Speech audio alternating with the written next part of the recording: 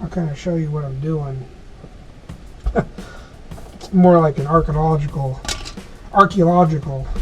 situation here with the shaft style radio. Any of the younger viewers will probably be like, what the hell is that? Well, kids, that was considered state of the art in the 90s. Well, actually, probably more the 80s than the 90s. The 90s were the DIN 1, beginning of the DIN 1 decks for the most part.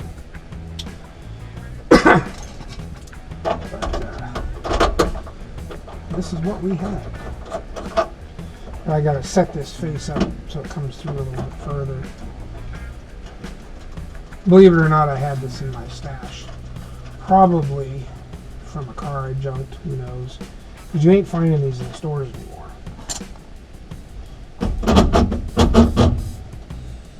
I don't know, do they even sell them online?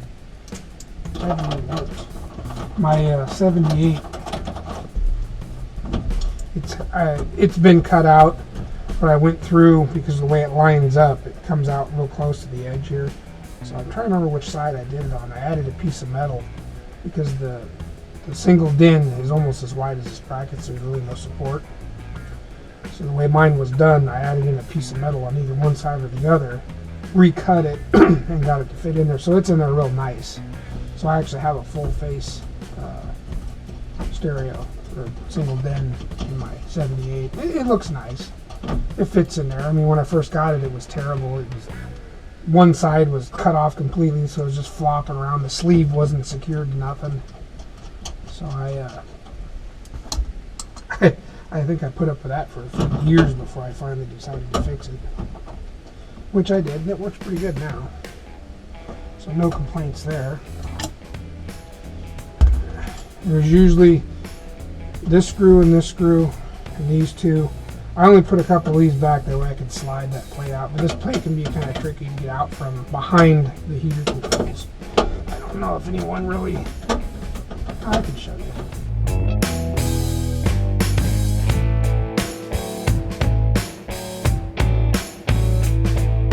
But it's doable. You can put a single DIN in here and still use this plate and not have everything rattling around. I'm surprised nobody has come up with an aftermarket one that's already set up, and then you just mark your dash, which obviously this one here is toast. But it would be nice if someone came up with this plate.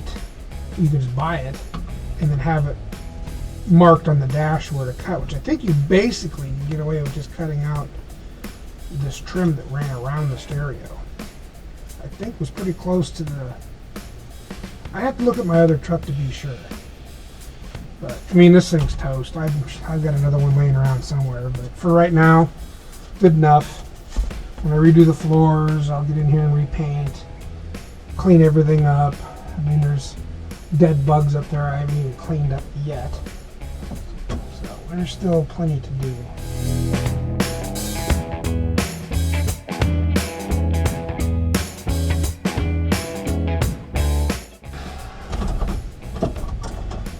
Trick is just to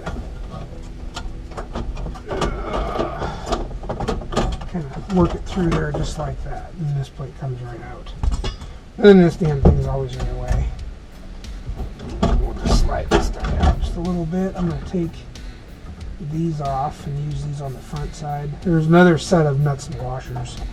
I thought I was going to need to use them to position it out, but it looks like it's just going to have to go right up against the nuts that are holding the shafts in. Yes, much more complicated than the single DIN stuff they do nowadays. Oh, shoot, I think it's what, double DIN and bigger than that now? I don't know, I'm stuck in the 80s, I guess. But I will run this one all the way down to these nuts here.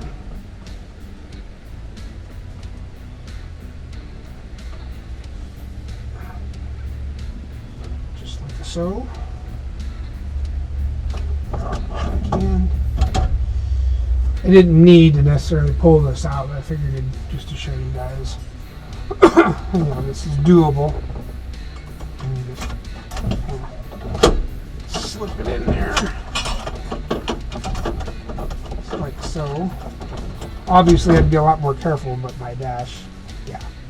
I don't think I gotta worry about scratching the paint. There's nothing to worry about.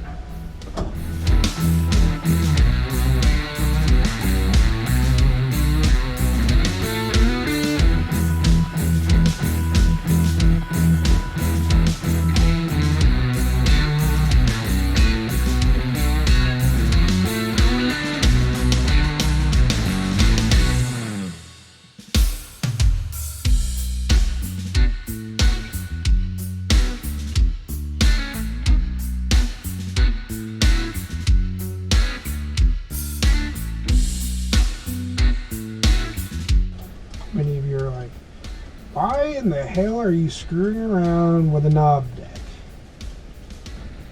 Because I don't need crazy sound or ear blistering music per se. I like listening to my 460 with a little background noise. And trust me, when I get into the 4 barrels in this thing with that short exhaust, especially right by the windows, it don't matter what radio's in this thing, you can hear it. And I like that.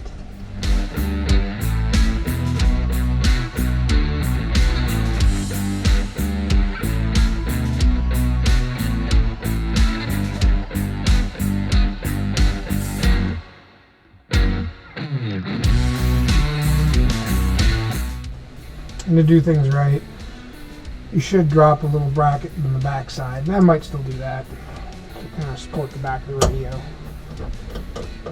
I mean, I don't know if many of us did that back then, but I can understand why, because I think that might have been what screwed up the old radio, hanging on the shafts like that. I could see it.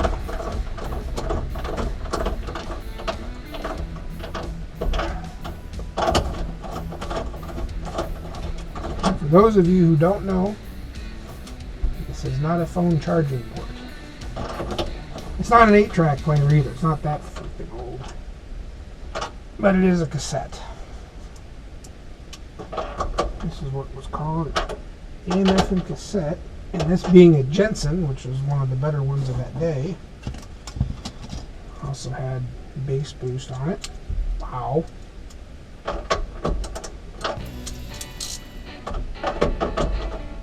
And again, I'm not in here smoking this thing down.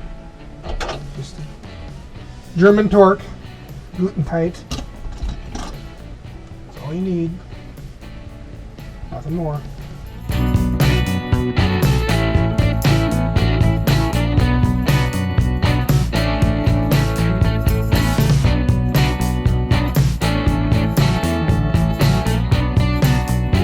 Obviously, you can see I was cheesed out. Now, this will go in to hide some of the butchery. And see, it pokes through just enough. Perfect. Minty. Minty, minty. And that'll work out just fine. Test it with the knobs to make sure.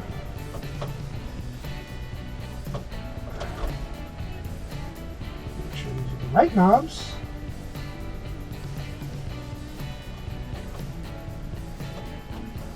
I think they are. Yeah, they should be.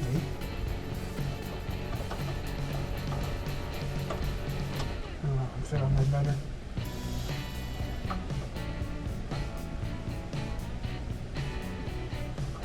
Perfect. Some guys just let the knobs hold that on, but that's really janky. I'll end up putting the nuts and the washers on there. Perfect, man. Minty.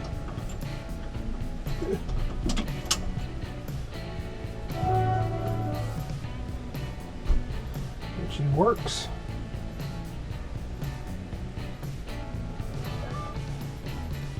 Can't ask for anything better than that. I need to check all the dash lights aren't working, so I don't know if I got a fuse issue or what. So we'll do something like that. Once I get that figured out, Wouldn't surprise me if I trashed all the bulbs. I've done that. I've had that happen before. All the gauges seem to work.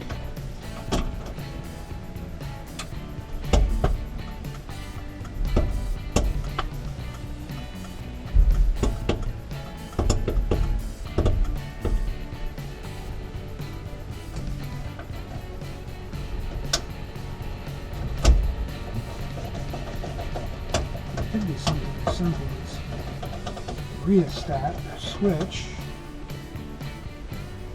But so I'm getting, oh, yeah, you can't see.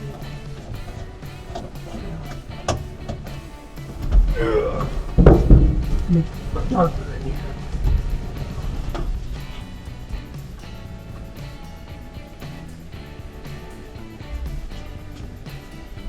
That'd be nice if it's just a fuse. I don't think so. This guy here is on.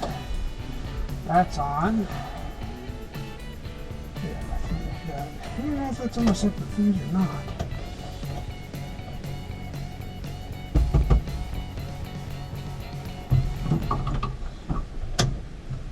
I got a headlight out too, it looks like.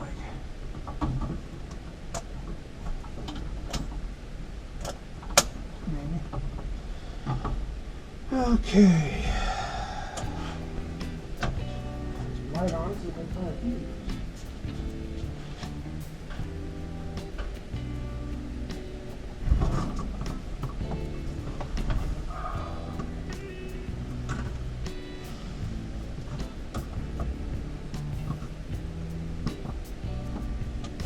That's the white one right there.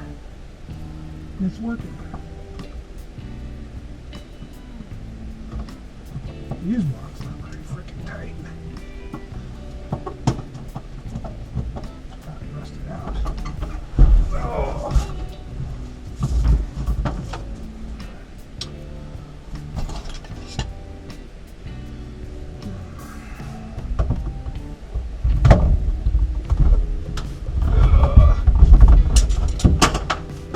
If I had to do it all over again, I would definitely would have put my lift in the middle of the shop and not on the end here, so that I'd be up against the wall like this.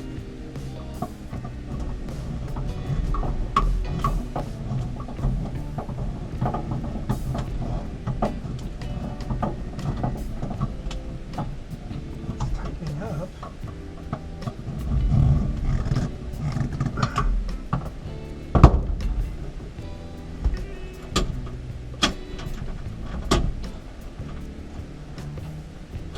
So I'm guessing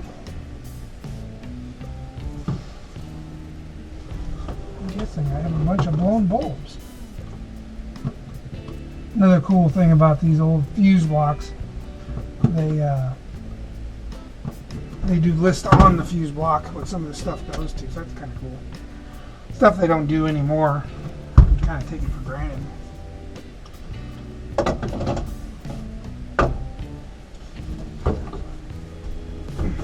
A lot of the newer cars, they just give you a bunch of numbers and you're supposed to bounce it between. Manual they have on the back side of the cover or whatever. But these ones here, they're all listed. That's kind of cool. So, I'm wondering if I should just,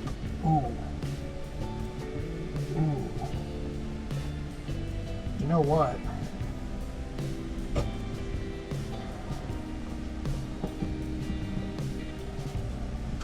I have a feeling I got a crispy frickin'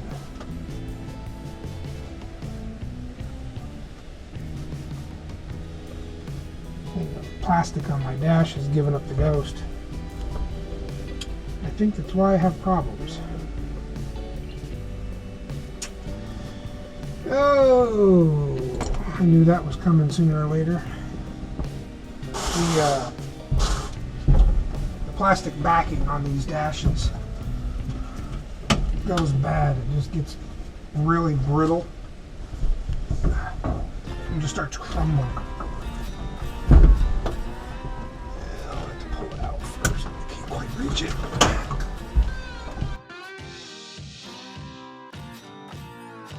But that might be why none of my dash stuff is working. I have a feeling the plastic is kind of giving up. There's a couple outfits that do reproduce. Well, one that I know of, and they probably just resell at a couple other places, but they do reproduce the rear plastic, which I'll show you here in just a minute.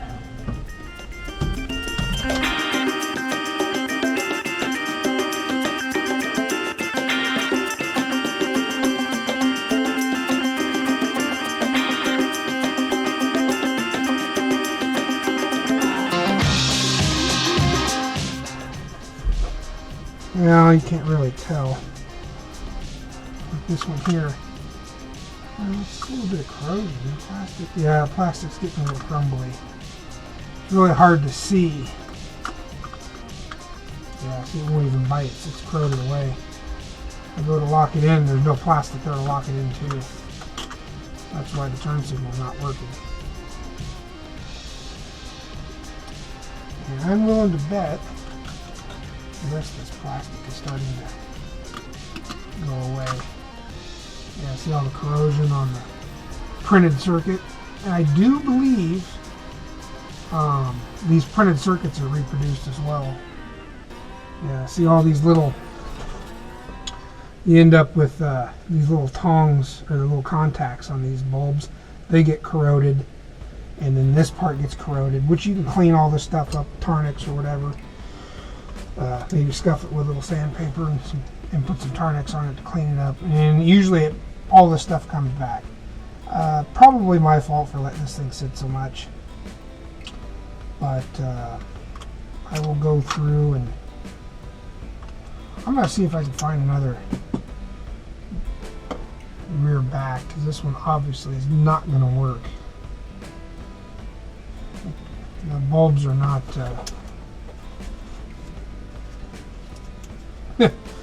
they're just turning to dust. Some of these are holding, some of them aren't.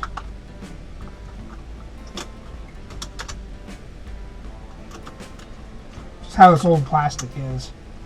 And what's funny is it's just this back housing.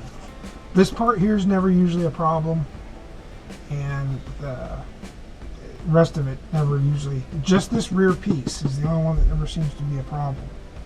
It's not a big deal to change it out. A little time consuming. I've done them.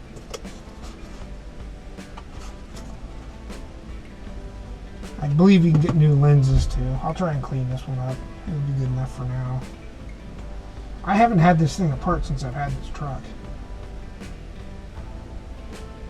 So I guess it was long overdue.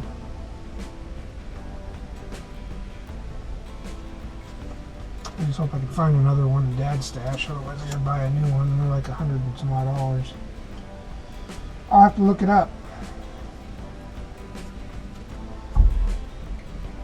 Meanwhile, I got a gas tank hose to change, oil change. I got plenty to do. No shortage of things to take care of on this thing.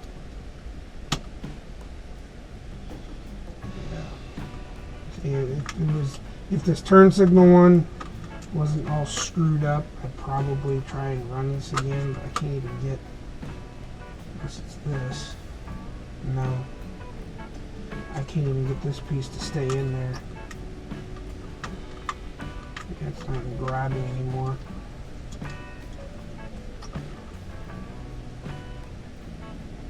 So I'm going to have to change the backer out.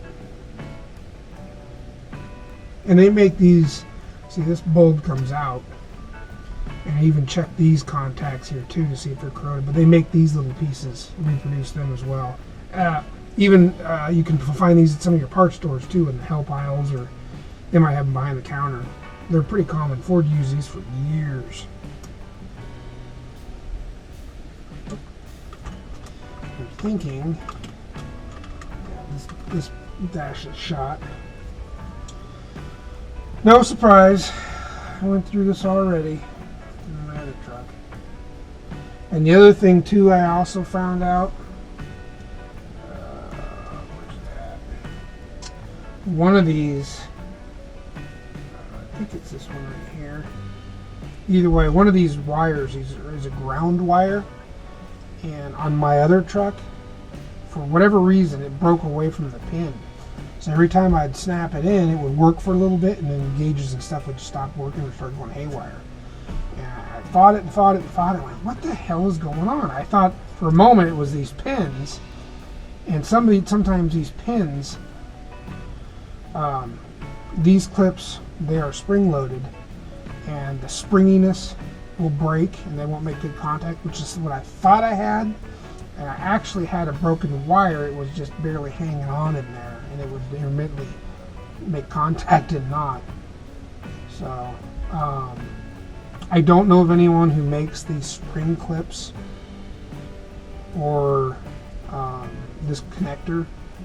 I ended up having to get one out of another truck and working it apart and replacing it that way. That's the only way I knew how to fix. I could figure out how to fix that. So that's if you have problems with your gauges and it's not this panel, the contacts, because if this panel gets real punky and starts deteriorating, the clip won't snap in real well.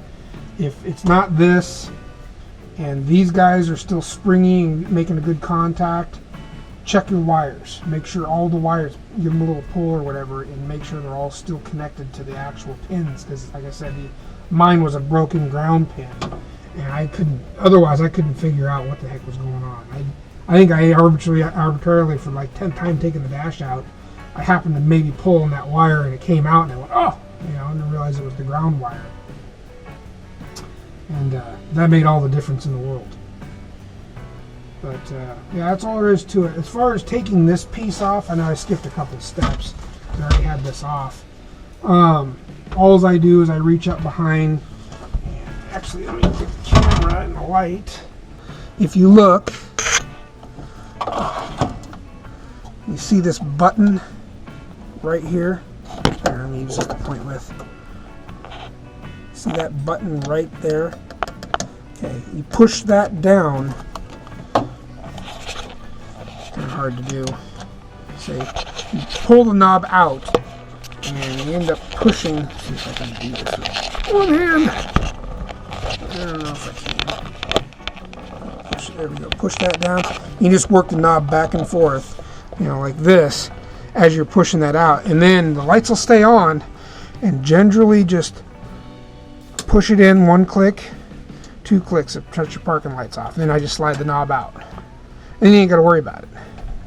See, but I'll leave it in there for right now while I'm working on it. But yeah, that little pin, which is kind of a pain in the butt, you got to come from up underneath the dash, reach up behind you and push that pin down to release it. That's the trick. I mean, I've seen some guys work the knob off of there, but usually the knob never wants to stay on after that point. But that's how you're supposed to do it, or how you're supposed to take it apart. That's it for right now. I'm going to stop here, take this dash out. I'm going to need to find another backer for it. Meanwhile, I'll get it up in the air. I have to replace the fill tube hoses to the gas tank because they're split and leaking. And I'll give the underside a once over. I don't think I've ever had this truck up on a lift, so I'll see what I find. I went over to my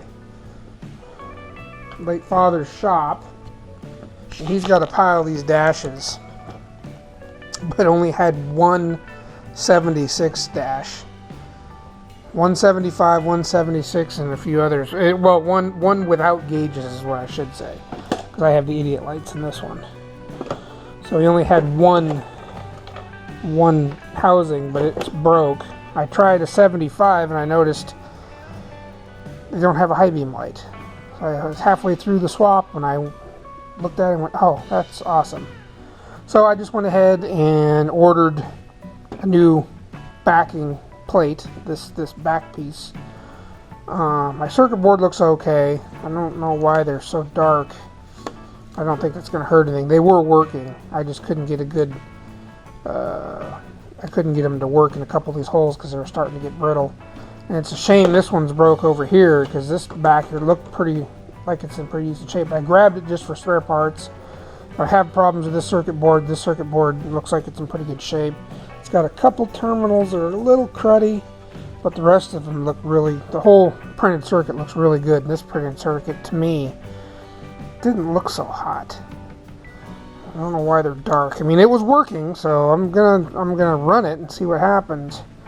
But I got this guy here for parts. All my gauges and stuff did work. Well, you know, the 2 gauges it has.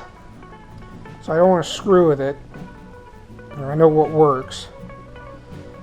So anyways, hopefully I'll get that next week. Get the gauge cluster put back in. I didn't get another surround. I'm going to just wait. I can change that at any time. Those aren't a big deal. I needed to do the backing because I need to get gauges and lights and stuff to work. I'll do a new. I'll go through my dad's surrounds and stuff. I might as well use all this crap that him and I he stockpiled. He stockpiled mostly the 73 to 9, and I stockpiled the 67 to 72 stuff. So I'll go through what he's got and see if I can use some of that stuff because we got to do something with it. I'd rather use it than try to mess around with eBaying it or trying to sell it or whatever. I mean, that's what he had it for. And I know every time I was always looking for something, he kept telling me, hey, come over here and see if I got it. I just need to do that. I mean, I could order new ones. They're not that expensive, and they'd look nice, but I'll wait till I do the floor and redo the inside of the cab, then I'll look for another dash trim, whatever the heck you want to call it. He should have a better one in his stash somewhere. So anyways, that's going to do it, I think, for tonight. I'm petered out. And I'm going to go get ready for work tomorrow, back to the salt mines again.